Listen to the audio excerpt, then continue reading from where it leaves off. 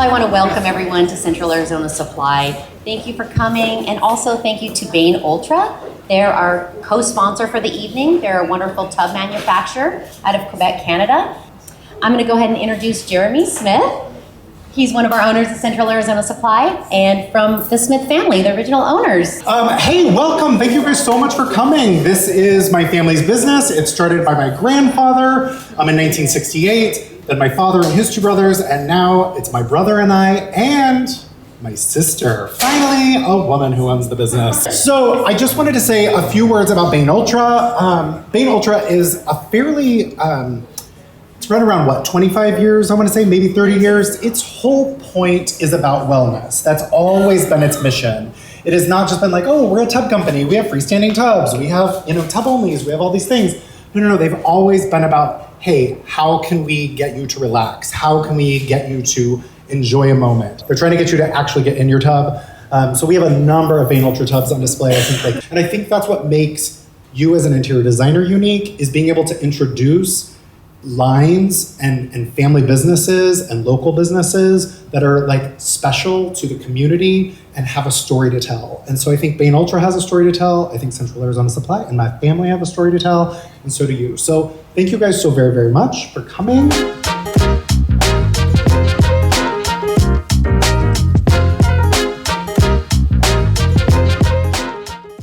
So real quick before we start, I'm sure most of you are familiar with biophilic design, but how many of you are familiar with building science?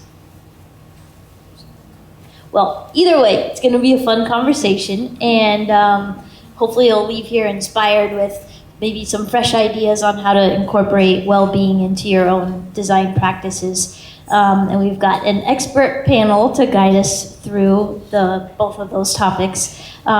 So starting on the very end, it's Maria Salinger. She is co-owner of Collab Studios and also a senior design associate with Jones Studio.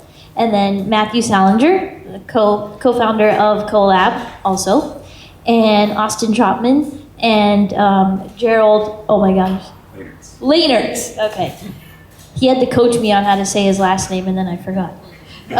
They're both co-owners in Nopal and do a lot of consultancy around building science and really kind of reimagining the way things are built. So kind of to kick things off, how would you guys define biophilic design and or building science, whichever one you're most comfortable answering? Always comfortable talking about biophilic design. How many people here know about biophilic design? Just about everybody, about half to everybody. That's great. Biophilic design is actually about human evolutionary history and how we adapted to nature before we got industrialized, and that we still have these innate connections with nature that are really powerful and really necessary in our lives. In order to feel good and to stay healthy and to feel really comfortable. And thankfully, in the last 50 years, there's been a lot of scientific studies that show just how much of a difference biophilic design can do for a space and for a human body. And it's really impressive. So it's really important that we actually continue to seek out the kinds of innate responses that we have to nature in all of its forms. I would say when Matt and I met 15 or so years ago now, biophilic design and building science were both largely unknown, and today building science is still largely unknown. And we have a tough time kind of talking about it to the uninitiated, but analogy we use often now is cooking. And so you have to start with good ingredients first, starting with the correct, good, fresh ingredients. And in building science, our focus is mostly on natural ingredients. We see a lot of really nasty, rotten, toxic ingredients that are just everywhere. And we think of VOCs and things like this, but we don't necessarily think as much about the assemblies that go behind a wall or that you don't see as a surface, and what those do to your health, your well-being, and you're feeling in a space. So we're really health focused, natural materials focused, and then once you start with the good ingredients, it's then about cooking and the recipes and learning to use those recipes well. So how do we then assemble these natural, better ingredients into systems that function really well and ideally improve over time rather than deteriorate in short order sometimes with the typical ingredients. So given that humans really only started to live in modern cities in the last 250 years, but our roots, obviously, our evolution is in nature, and in many ways our innate senses haven't really caught up to the environments we live in today. Given that, how important do you think biophilic design and even building science is to our well-being? And I know you kind of already spoke to this a bit. Well, I like to utilize the example of a campfire. And if I asked how many people here have ever zoned out in front of a campfire, I would imagine everybody would raise their hands, right?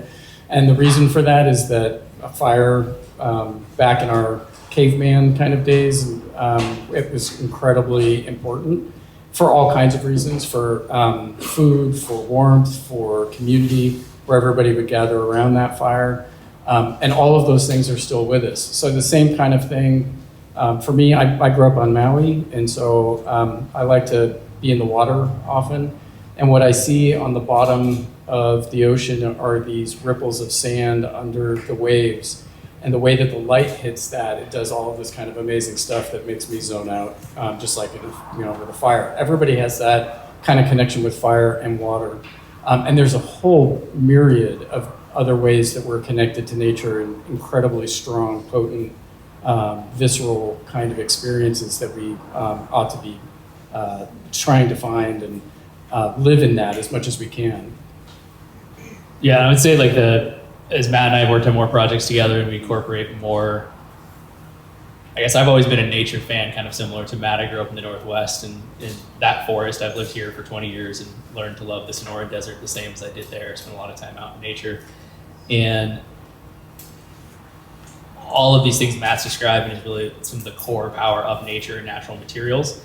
And this, science has found it as this passive attention, like part of your brain is paying attention, but it's complicated enough that it's not trying to figure it out. You're not trying to solve it. And then you have these realizations or are more human or experience more joy. And what we've really found with building science is it helps bring out the signal from the noise. So in modern life, there's usually so much literal noise or just distraction of lights or this or that or whatever else. And so focusing on buildings that are comfortable, that cut out a lot of that sound, focus on interior acoustics or whatever it may be. You end up in these spaces and it's hard to describe them, but you can bring down all of that overwhelm and then introduce natural elements. It's much more like being out in the middle of nature in the middle of a building.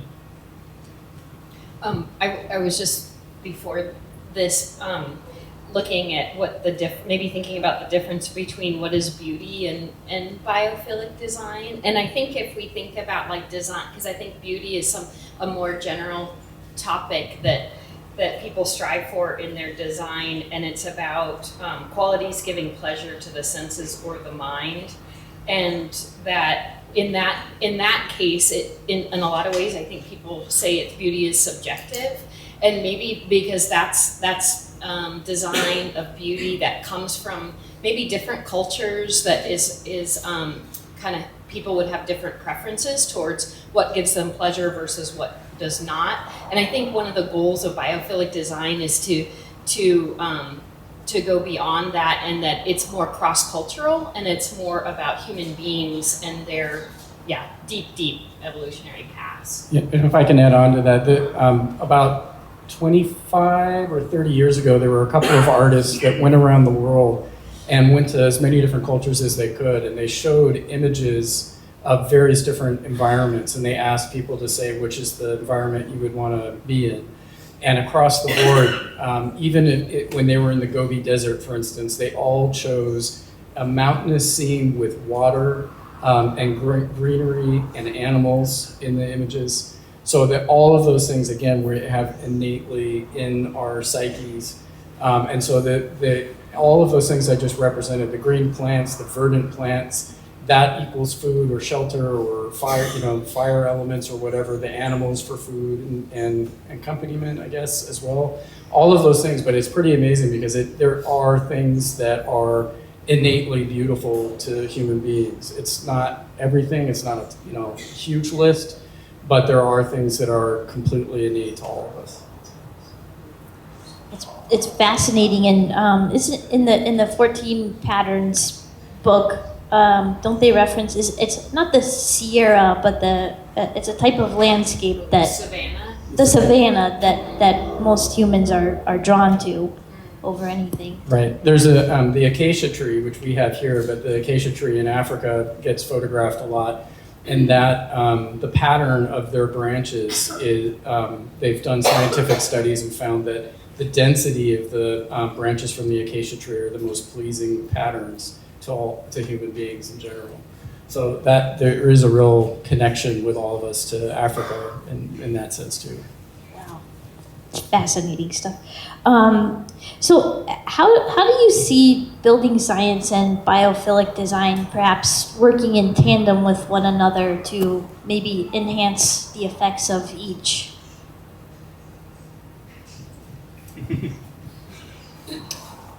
So there's a lot of different ways that building science, like if we going back a little bit to the last 250 years, we lived in a more civilized society. We've introduced things that we don't know the side effects of. We have pollution now, and that's human created. And we are living in a world that is completely different to the world we've lived in before. And so the building science side, it's kind of looking at this as to say, well, in this very specific region, what can we do? What are all the variables we need to consider that are going to get us to a point where we live in a place that is truly calm? And nature plays a big role. We know nature plays a big role. So that should play a big role in the building science as well. And so when we pick natural materials, we pick materials that are based on, like we look at the science of them. We know, for example, wool binds up certain chemicals. Well, some of the chemicals it binds up are like formaldehyde. Well, formaldehyde is off-gassed from like plywood, for example. Different glues will off-gas different things. And so if you do have some amount of off-gassing, rather than emitting that into your environment, you could use an insulation that naturally traps that. But wool does so many different things beyond that. And so once you understand one property, you can learn to like pair that with something else. And there's natural pairings. We were talking with a builder friend of ours down in Tucson, Ray, and he's doing a rammed earth building, and he was just like, he's making it, he's doing it all out of straw bale, and he's like, it wants plaster. It just naturally wants plaster. And so once you understand the materiality of what it is they do, and you can understand the actual science behind it, you can use physics to understand it, then you start pairing that with the design itself, and you create truly impressive experiences. And that is, to me, a superpower that we are just now starting to tap into. And I want to jump in on that because one of the first house that Austin and I did together was in 2012, I think.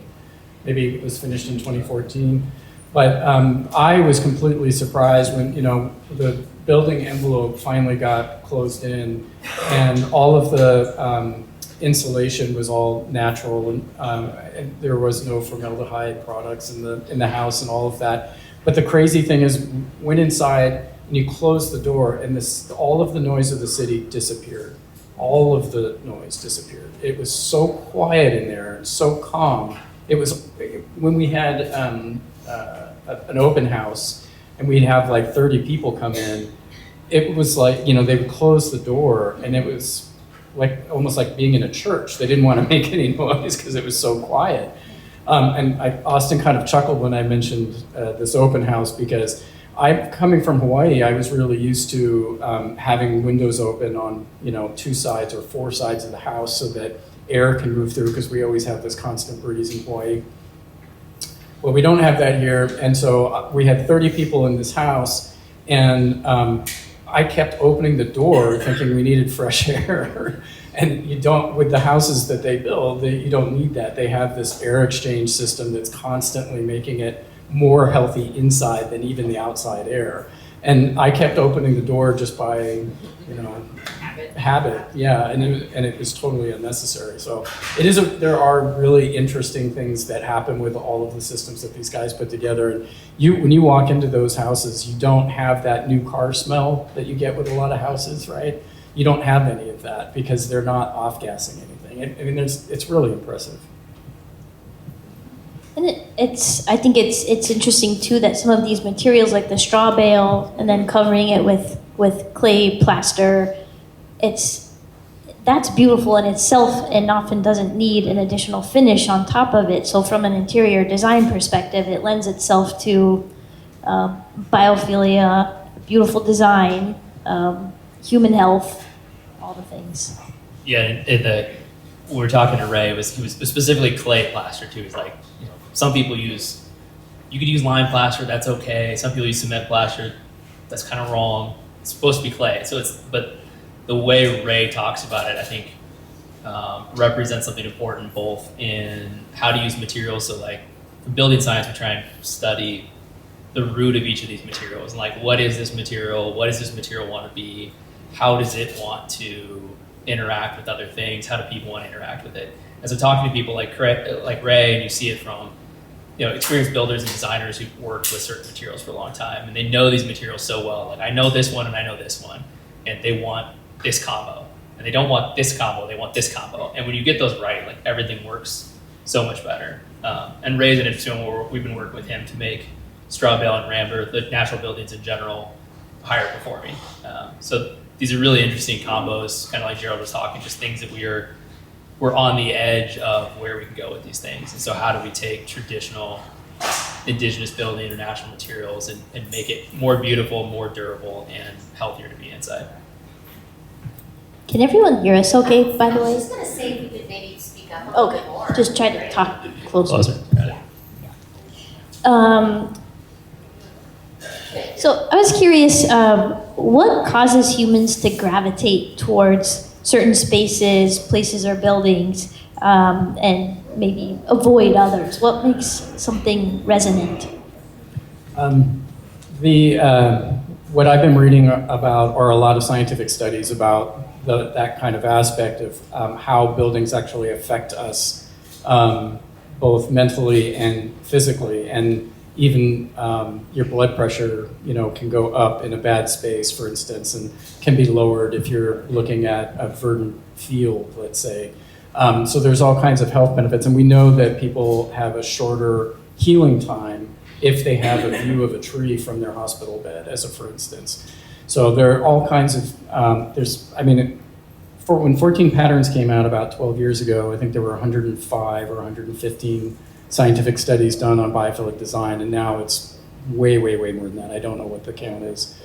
Sorry, what was the question? Gerald's got it. Oh, what draws you, right. Okay.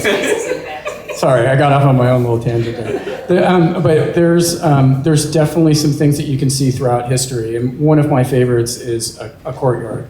A courtyard is something that has been done in every culture around the world at all times, like in Asia and Africa and in Europe and just everywhere, and even in the United States. Even Native Americans also use courtyards. And there's 14 Patterns is a book that is a kind of shorthand for biophilic design, but it's not a perfect book by any stretch. But it actually names these patterns. And so what a courtyard is called refuge, where you know that you're safe. And if you think about that in evolutionary terms, back when we were cave people, if you were in a space that was really enclosed like that with walls where people couldn't run in and kill you, you knew you were safe. And so your blood pressure drops, your heart rate drops, your cognitive ability goes up. And that's still true today of courtyards. And it can be even better, let's say, if you have a view, if you think about a cave on a hillside, if you're in that cave and you're looking out over the landscape and you can see the weather patterns that are out there, that gives you a sense of control or safety or concern or whatnot. If you have water, going by, you can see the living systems of a river, for instance. And you can obviously tell if somebody's marching up the hill to combat, to fight with you. All of those reasons, that prospect is another one of those patterns, is really important. And strangely enough, or not strangely enough, it's totally not a coincidence, but the most expensive real estate in the world are the ones that have that view, where you're either looking out from a high rise or up on a hill and you're looking down and seeing the rivers and all of that stuff, and you can see the weather. So biophilic design actually has an economic kind of benefit to it too, for anything. Like Walmart put in skylights in some of their stores and their sales went up 12% or something like that, just by having the skylights. Having a bunch of plants in a sales area increases sales, and yada, yada, yada. It goes on and on and on. But I think the most successful is when when there's different principles layered on top of each other. Like Matt talks about the courtyard. I'm sure everybody's been in a courtyard building in their life that was not desirable to be in, maybe because it didn't have trees or shade, or so this idea of like layering in the complexity of the visual patterns and an element of nature like a tree or water, and then having the view. So it's all of those kind of combined that make spaces that people are really, really drawn to and feel really good when they're there. So I kind of want to do a quick little thought experiment here, and I swear it does relate. But when I say this word, think of a shape, just in your mind. Bobo. What shape comes to your head when you hear that? Round, circle. Now, Kiki. Triangle. This is universally true across the world in people that have no idea what's going on. Like, they don't share language, anything. And it's that type of thing, that type of mechanism, that Kiki is sharp and pointy, right? And Bobo is soft, it's round. We have these innate things, and this is, I was kind of surprised I wanted to answer this, because I was like, I don't know how I'm going to answer that one. But as we were talking about, I was like, yeah, this is exactly that. This plays back into exactly what you all are talking about. We have these natural things that play in to making us feel safe in a nice little round, soft space, or afraid in sharp, in dangerous spaces, right? Sound plays a role. Everything, every aspect of nature plays a role into that.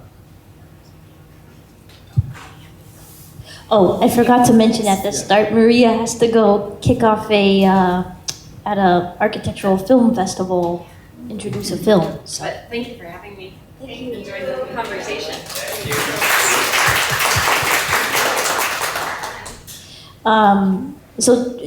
Talking about that pattern of prospect and refuge, I know that was used a lot in modernist design with, you think of the big, huge glass windows, but then they would have the home to retreat back into. But I guess, kind of with that in mind, can you maybe share a few of your projects, like examples of biophilic and building science, and even talking about the Muse project too and what you incorporated? I live in a house, one of the first ones that Matt and I did together, and we had an Airbnb for 5 years, and then I've lived there for 5 years with my kids. So it's been a really interesting one to see, to hear from other people who had no idea what the building was. So most people would book the Airbnb, for example, because they thought that it looked interesting. They're like, oh, that looks cool. It's a rusty box.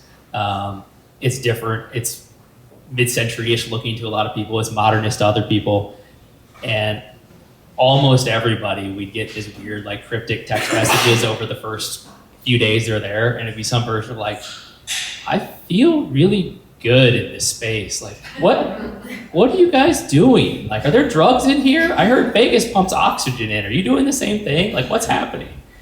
And the house has a lot of the elements that Matt's talking about. I've watched my kids are 3 and 5 right now, and I've watched them grow up in there as well. And like that refuge prospect is in a courtyard. So it's a small house. It's got a lot of glass in front. It's got an 8-foot overhang, or an 8-foot ceiling with an overhang out to a courtyard with greenery. And it's like this universal feeling that people are in there. Like, I feel really calm in here. What is this? And I see that with people that come over to visit. They come over all high strung and they're bouncing around and they got all this conversation going. And then all of a sudden they're sitting there and they're like, I'm really chill. What's going on? And yeah, it's really, so like that was a really fun project to take architecture, keep it simple, building science, keep it simple, work a little bit of all of these things in, and we went around and around forever of what shape and material this building should be to optimize all these things together.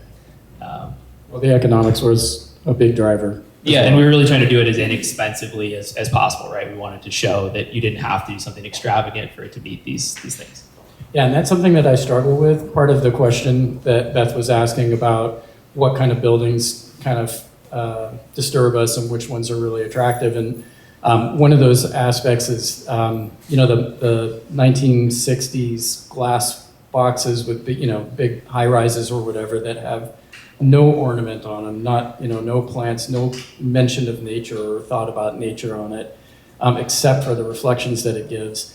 Those, in the scientific studies, people walk much faster past those buildings than they do if they're ornate. Like, picture yourself in Paris where almost every building is covered with some kind of ornament. And I was trained as an architect to hate ornament. Ornament is a crime from Adolf Loos and all of that. And I had to, over time, I had to get past all of that and really start to understand that we actually need that ornament. And I got that through part of my education, which was in Europe, and I was with my mentor, who's a German architect, really brilliant guy. And we were walking around in Kassel in Germany, and he looked at a building and he pointed to these vessels, these vases that were on the top of the building. And he said, why do you think those are there? Why do you think somebody paid money to put that there? And I had no idea at that moment. And I spent the next 3 years thinking about that. Like, what is the right answer to that question? And it really is that people cared about humanity in the architecture. They wanted people to feel at home, and appreciated through the architecture that was there because somebody spent the money and the time to produce something really beautiful on the outside. And we're, sorely lacking in that kind of city in most of the United States. But, even in Europe, that's largely happening. They hold on to it a little bit better than we do, but it's just really important to understand that. What we're doing is creating buildings for people. And animals, I like to think, will also appreciate biophilic design. If you put a dog in a concrete kennel, they're not going to be very happy, but if you give them lawn and all of that stuff, then that's going to be a happier dog, right? So the same kind of thing for us too, that we ought to be creating buildings and facades, let's say, and interiors and everything else that is really welcoming and human and trying to actually bring out the humanity in us all. I'd add real quick to that too, the nature piece is learning for yourself, like in circles, this connection of humans and nature, whether that's plants and interior plants or plants and trees outside. And I've witnessed that at my site.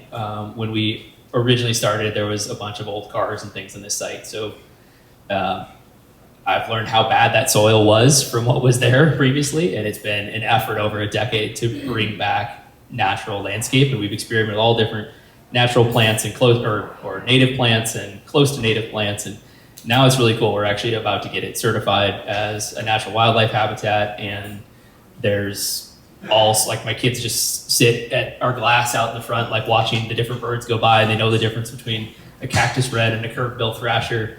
And they watch, like, currently all of our palo verdes are dropping all the flowers, and the bees are all on the ground trying to get them. And they're like,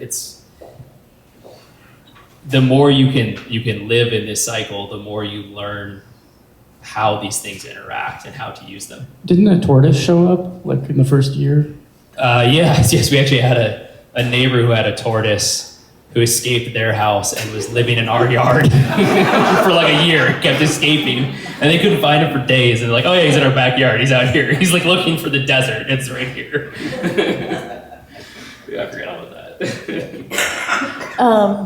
Can you share, especially Austin and I know Matthew, you collaborated on this project, Valley Muse. It's not too far from here actually, but you incorporated a lot of biophilic principles into that.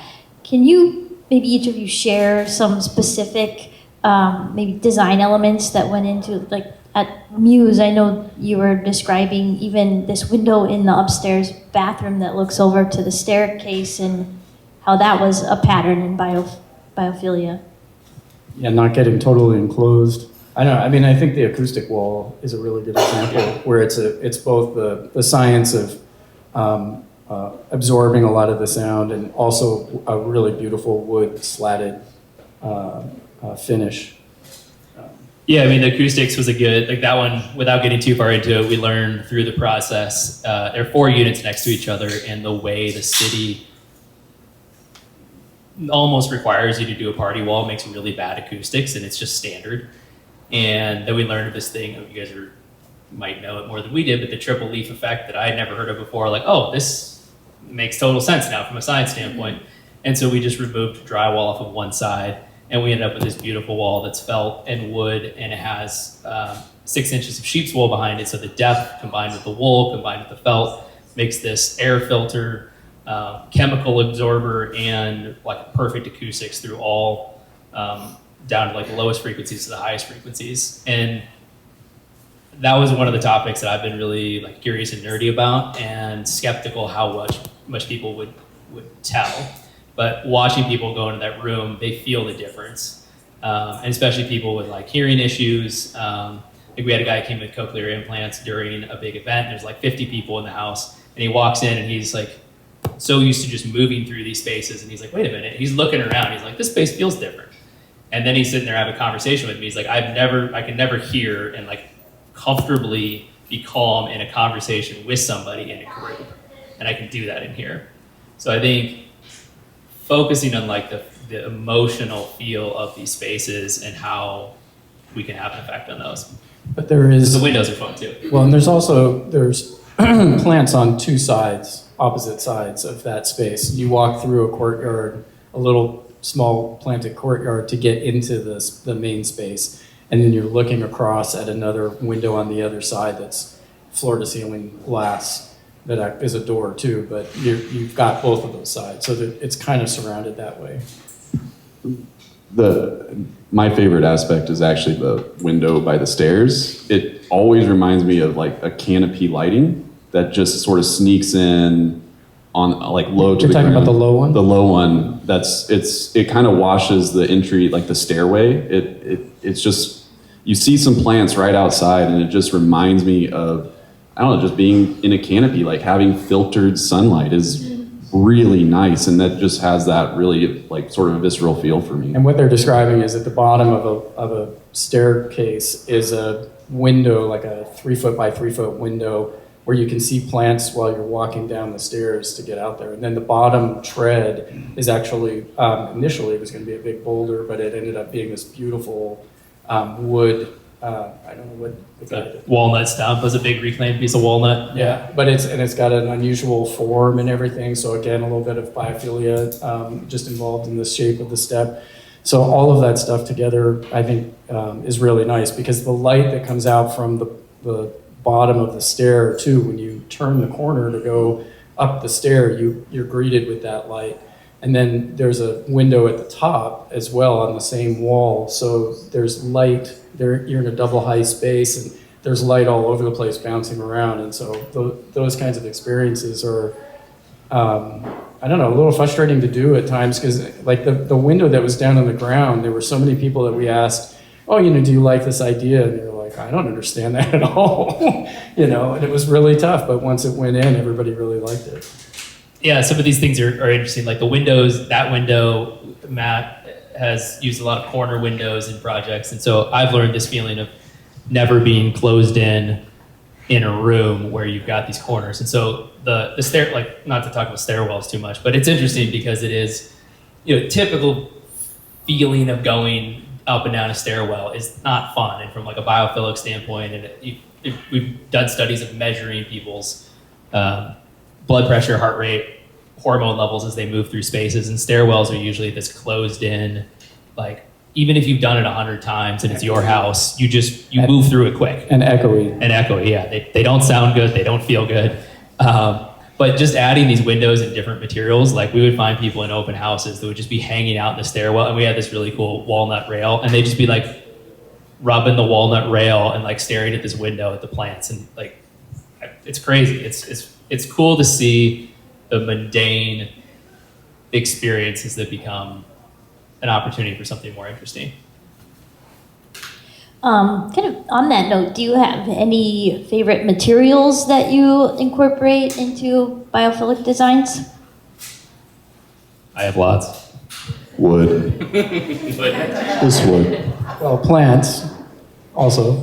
What is a plant? There's wood in plants.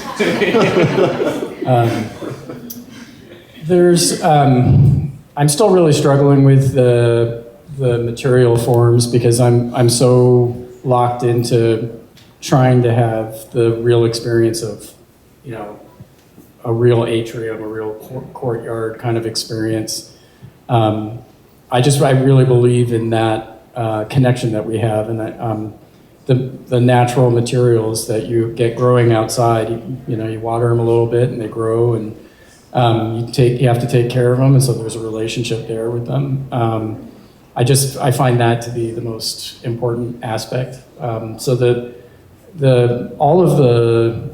pretty much all of the buildings that I've ever designed are incredibly simple. Some people would say stupidly simple. But like his house is just a box, it's just a square box basically. But the experience that you have inside of it, based on the views that you provide, and even just one special material in a very important spot, just makes all the difference in the world. And it just, like I said, just constantly thinking, how can we make this more human? How can we make this more humane? From an interior finish standpoint, there was a series of studies done on what percentage of wood, and they hypothesized you could extend it to other natural materials, but the study was officially wood. And so it was what percentage of the interior finishes in a space have to be wood to get certain benefits, mostly heart rate, blood pressure, and cortisol levels. I think they found like 60% was a sweet spot, where above that you didn't gain much. But it was like, hey, just if you want a dumb answer, like cover things in wood. And I would guess you could then change that a little bit. So like, okay, we've got looking at wood walls a lot. So like anything but drywall, right? Is kind of where like anything but paint, anything but drywall whenever possible. So like wood walls, felt. And then behind the scenes, we focus a lot more on the materials behind the scenes. So we use a lot of sheep's wool, a lot of wood fiber insulations. Natural materials, plants, wood. Wood. We're currently we've been testing out black locust for an exterior siding as a Class A fire rated. You have to say what that is, because It's a wood. It's a wood. So black locust is an invasive species in the East Coast, and there's some in California as well. But it's a very fast growing tree, but it's actually, in hardness, it's comparable to ipe. So a lot of people like their ipe. It's not a dark wood. It's a kind of a mixed wood, but it is really hard. It's a really hard wood that is a direct replacement for ipe. And ipe is, you're killing a rainforest to use ipe. So the question was like, hey, how can we create how do we have a hardwood that we can use as a replacement? And so far it's looking like a really good option. Another interesting fact about it is its closest relative is actually the desert ironwood. So it's a really interesting thing that it does actually have a tie to the desert here, and it is an invasive species. It's a little bit harder to work with in some ways, but it's actually a cheaper material all around. And again, it's a Class A fire rated wood. Like it's a phenomenal material. We struggle a lot with exterior sidings. Like finding a good material that fits exterior is pretty challenging. So for interior designers wanting to get started in biophilic design, where should they start? And I imagine that it's such a personal thing because we all have different relationships to nature depending on where we grew up, our culture, things like that. But where can they start? I did not start with this book. I had a friend of mine who's an interior designer named Sonia Bokart that some of you know. Yeah, she spoke last year to our... Anyway, she really mentored me through biophilic design, and she recommended this book to me right off the bat, and I ignored it for like 4 years, partially because it was thick. But this book, which is by two authors, Stephen R. Keller, who is an architect who really glommed on as an early adopter with biophilic design, and Edward O. Wilson, who's a biologist, and he's the one that coined the term biophilia. They each wrote a chapter in this book, and then there's a whole bunch of other chapters of other people. Some of them are scientists, some of them are artists, some of them are researchers. It's an absolutely amazing book. When I finally read it, it just really sparked a whole bunch of things in me. So this is a really good initial primer, and I've actually got 5 books? Maybe one of them disappeared. But I've got other books in here. This is by Stephen R. Keller, who's the architect. This is the last book he wrote before he died. And it's an excellent kind of expose about biophilic design and all of the different patterns. The 14 Patterns of Biophilic Design book that we're talking about is free to download online from Terrapin Bright Green. They have a bunch of different studies. They have a book like this that's on the economics of biophilic design that I highly recommend. But they're very short-sighted on the amount of information that there is about biophilic design. They mention all the things about evolutionary innateness that I mentioned, but this is very shallow in comparison to what Stephen Keller produced in this book. And I've got other books up here.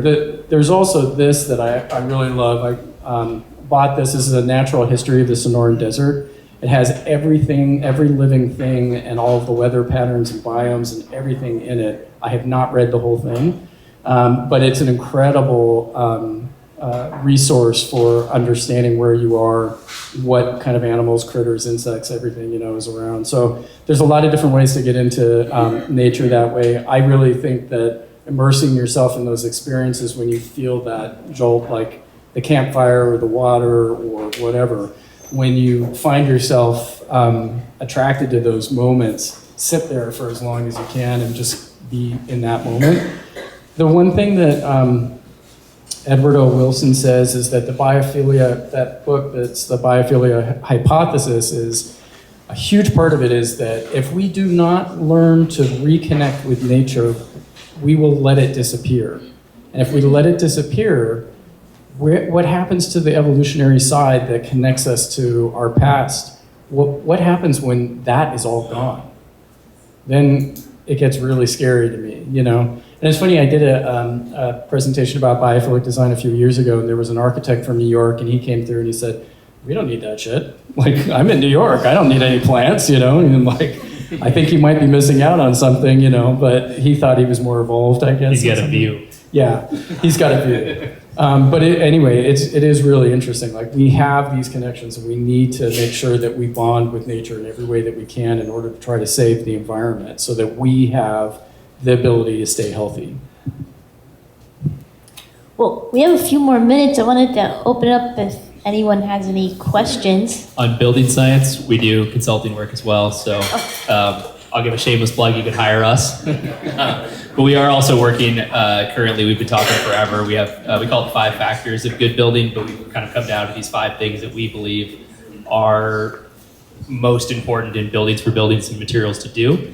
And so after 5 years of talking about it, we're finally building out our own little database of that now. So that'll be on our website soon, and we'll just keep building that. If people have materials like, hey, what about this material? Is this good? Is this bad? Should I use it or not? We have a 1 through 50 rating that covers all 5 of these, and we'll try and have some humanity in how we write about it and talk about it.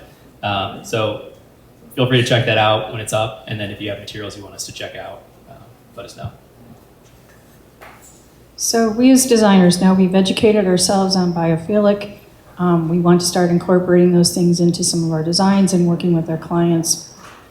We probably have a whole list of clients that are not educated in that and don't understand the importance of it.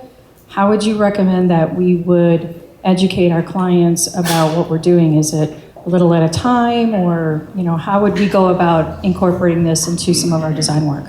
The book that I mentioned that's an accompaniment to the 14 patterns, their economics of biophilic design is killer. I mean, you show that to somebody and say your profits are going to go up 25% because your staff are not going to get sick anymore because you're going to put all this biophilic environment around them. It's impossible to ignore, in my opinion. I mean, anybody that I've brought that data to has never said, no, I don't want it.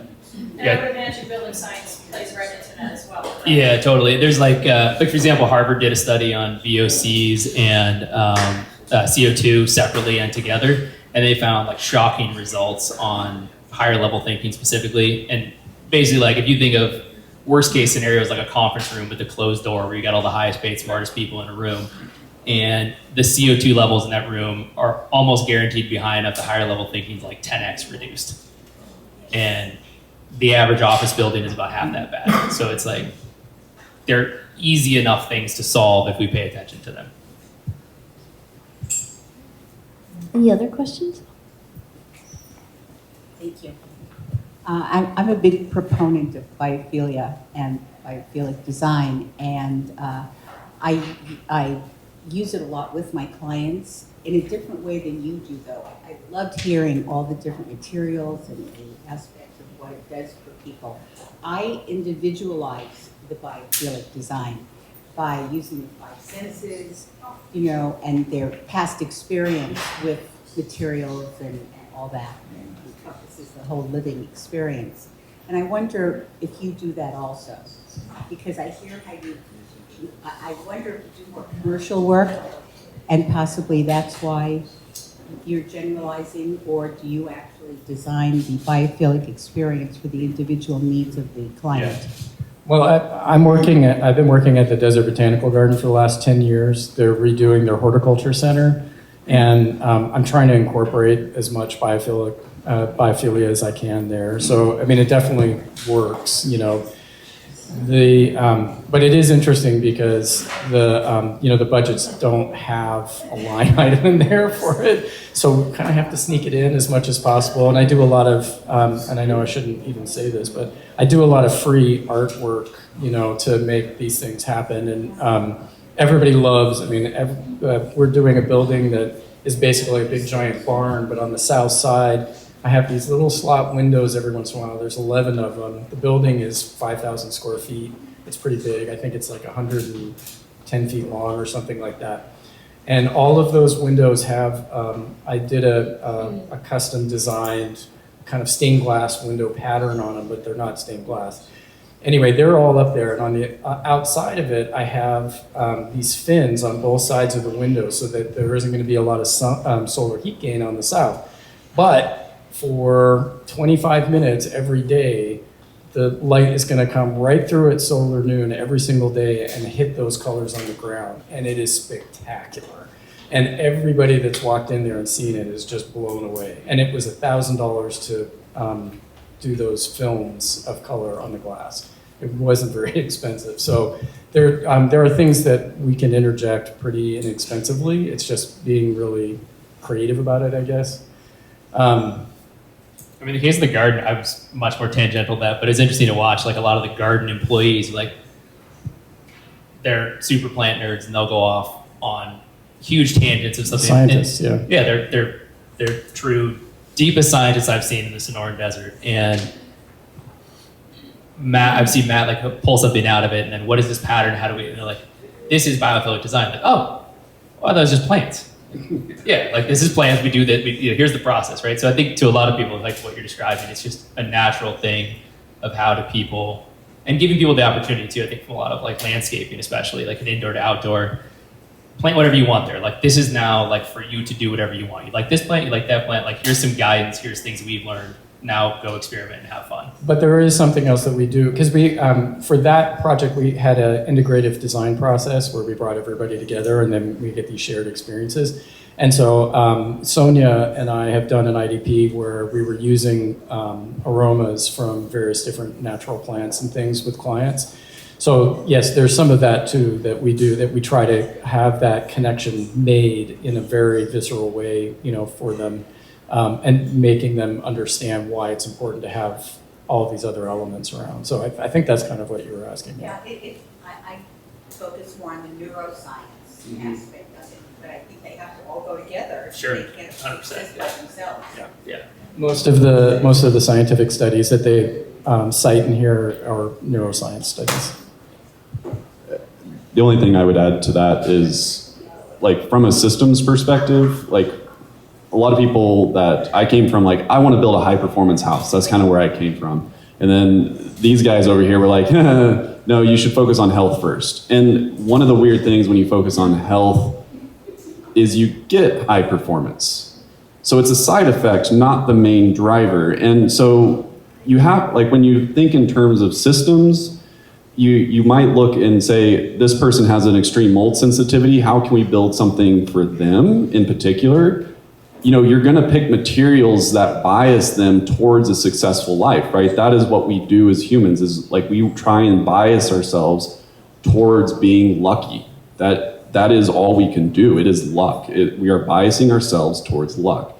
And so we can try and make informed decisions that are going to be higher chances of hitting that luck, but we can't ever guarantee that some result's going to come. We just know that the probability is extremely high, if not like near impossible to miss. So that's kind of like, from a science perspective, like that's kind of how I think of it, because we just set up the variables to try and achieve the core goal, which is more health related. Like from a building science, it's more health related, but design definitely plays a role in health, right? So it's all interrelated. So healing environments encompasses all that. Yeah, 100%.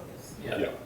Yeah, and I think you could go at it from a totally non-science focus and still come to the same conclusions. And if you then test them with science, you probably find like, oh, they work. Like, yeah. And thank you to our great panelists for speaking about this. This is so vital for our future as designers, to focus on that and build upon this. So give them a big hand, please. This was incredible. Thank you.